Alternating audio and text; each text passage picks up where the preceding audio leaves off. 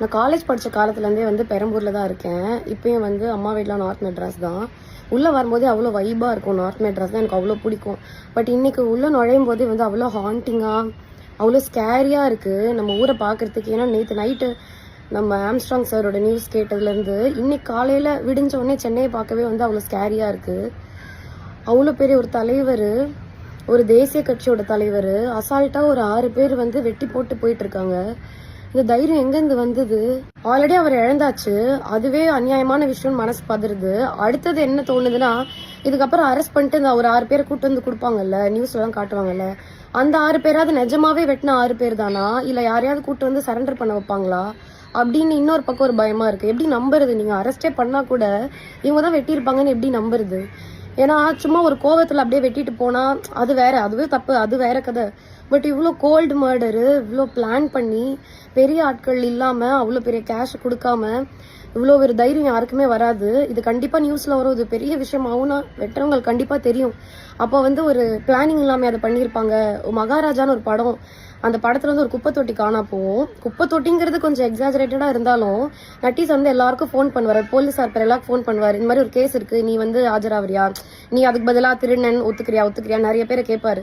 அப்போ அது டெஃபினட்டா அது வந்து எல்லா இடத்துலையும் நடக்கிறது தானே. ஒரு சின்ன கேஸ்க்கே யாரோ பண்ணதுக்கு ஆள் கிடைக்கலன்னு யாரோ ஒருத்தங்க ஒத்துக்கிறதுக்கு போறாங்கன்னா, இவ்வளோ பெரிய கேஸ் முன்னாடியே பிளான் பண்ணி நீங்க மர்டர் பண்ணியிருக்கீங்க. அப்போ அதுல வந்து நீங்க கவலைப்படாதீங்க, இதுக்கு பதிலாக இந்த 6 பசங்க வந்துருவாங்க அப்படின்னு சொல்லிட்டு முன்னாடியே பிளான் பண்ணாம பண்ணியிருப்பாங்களா அப்படின்னு மனசு வந்து பதறுது. நிஜமாவே நீங்க கூப்பிட்டு வந்தா கூட எங்களால இனிமே நம்ப முடியாது யாருன்னு. அவர் ஒரு ஆணு, ஒருத்தரை தள்ளுறதுக்காவது ஒரு ஸ்ட்ரென்த் இருக்கக்கூடிய ஒருத்தங்க கேர்ள்ஸ் கம்பேர் பண்ணா பசங்க கொஞ்சம், அது ஒரு கட்சியில இருக்காரு, கொஞ்சம் ஆளுங்க அந்த இடத்துல இருந்திருப்பாங்க. அவங்களுக்கே இந்த நிலைமைனா, ஒரு சாதாரண வீட்டுல இருக்கவங்க, ஒரு சிங்கிள் பேரண்டா இருக்கவங்க, குழந்தைங்களை வச்சுட்டு இருக்கவங்க, வெறும் வயசானவங்க மட்டும் இருக்க வீடு, இப்போ அவங்கெல்லாம் எப்படி வந்து வாழுவாங்க? இவங்களுக்கு இந்த நிலைமைனா நாங்களாம் எப்படி நிம்மதியா வீட்டுல வந்து வாழ்றது? நார்மல் பீப்புள்லாம் இப்போ ஒரு ஸ்விக்கி இருக்கு அப்படின்னா அவங்க அந்த யூனிஃபார்ம் ஏன் போடுறாங்கன்னா நம்மளோட நம்பிக்கைக்காக தான். ஓகே, இவங்க வெளியாள் கிடையாது, இவங்க இதுல தான் ஒர்க் பண்றாங்கன்றது தான் ஸ்விக்கியோ ஜொமேட்டோவோ ஏதோ ஒரு டெலிவரி ஆப் வந்து ஒரு யூனிஃபார்ம் போட்டு வராங்க. அந்த யூனிஃபார்ம் போட்டு 6 பேர் சேர்ந்து ஒருத்தர் இந்த பக்கம் 3 பேர் அந்த பக்கம் 3 பேர் பிடிச்சிட்டு ஒருத்தன் வெட்டுறான்னா, அப்ப எப்படி நம்பி நம்ம வந்து டெலிவரி வாங்குறது? எந்த ஒரு பொருளுமே வீட்டுல சின்னதா யாராவது பைக்ல போகும்போது இப்படி உரசிக்கிட்டே ரோட்ல விழுந்துட்டாங்கனாலே அப்படியே ஒரு மாதிரி அடிவயிறுல ஒரு மாதிரி கலங்குற மாதிரி இருக்கும். ஐயோ இப்படி தேய்ச்சிட்டாங்களே, ஐயோ அப்படின்னு ஓடி போகணும்னு தோணும். ஒரு 6 பேர் சேர்ந்து 2 கையும் டைட்டா புடிச்சிட்டு வெட்டுறாங்கன்னா அந்த மொமெண்ட் அவர் எவ்வளவு பயந்துருப்பாரு, கூட இருக்கவங்க அது எவ்வளவு ஸ்கேரியா ஃபீல் பண்ணிருப்பாங்க, அவர் எவ்வளவு துடிச்சு செத்து போயிருப்பாரு. அவ்வளவு பயமா இருக்கு.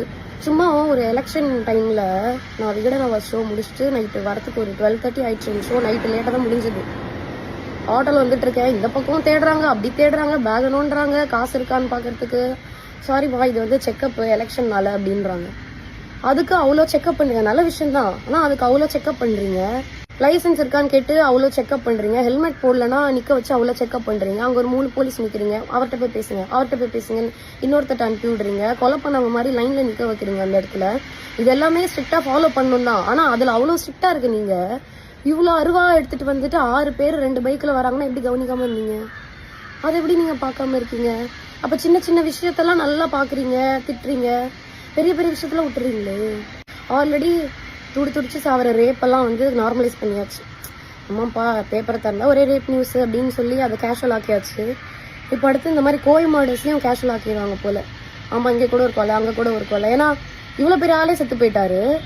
இன்னும் எத்தனை நாள் பேசுவீங்கன்னு தெரியல. 2-3 நாள் பேசுவீங்களா பிரேக்கிங் நியூஸ்ல, அதுக்கப்புறம் அடுத்த நியூஸ் பார்த்துட்டு போயிருவீங்க. இதுவே கேஷுவல் ஆயிடுச்சு. அப்போ சாதாரண மக்களுக்கு இந்த மாதிரி நடந்தால் அது இன்னும் கேஷுவல் ஆகிடும். ஆமாம், அவருக்கே நடந்ததுலாம் நடக்காது அப்படின்னு அதுவும் நார்மலைஸ் ஆகிடும். பேசாம வீட்டுக்கு வீடு ஒரு துப்பாக்கி கொடுத்துருங்க, ஒரு ஃபேமிலிக்கு ஒரு துப்பாக்கி, அதில் ஒரு குண்டுன்னு சொல்லி கொடுத்துருங்க. ஃபார்ம்லாம் ஃபில் பண்ணி கூட அட்ரஸ்லாம் வாங்கி கூட கொடுத்துருங்க.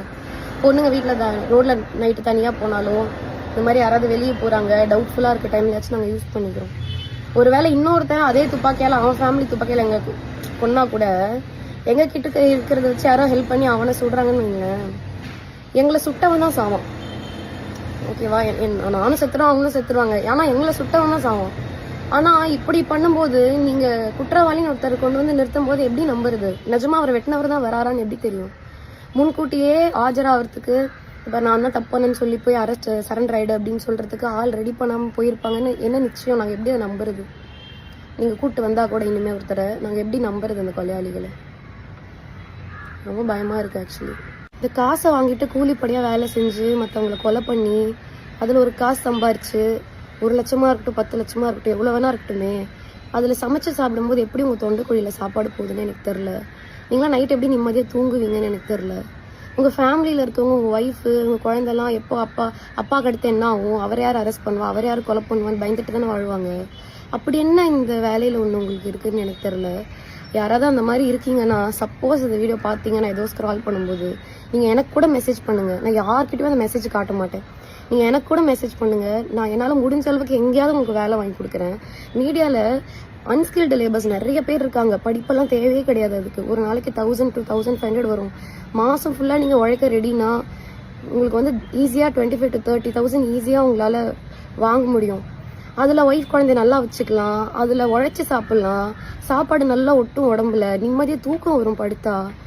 ஒரு நல்ல லைஃப். ஒரு 25,000 போதாதா அவங்க கஷ்டத்தில் வாழ? அப்படி இன்னொருத்தரை கொலை பண்ணி அப்படி சம்பாரிச்சு என்ன பண்ண போறீங்க?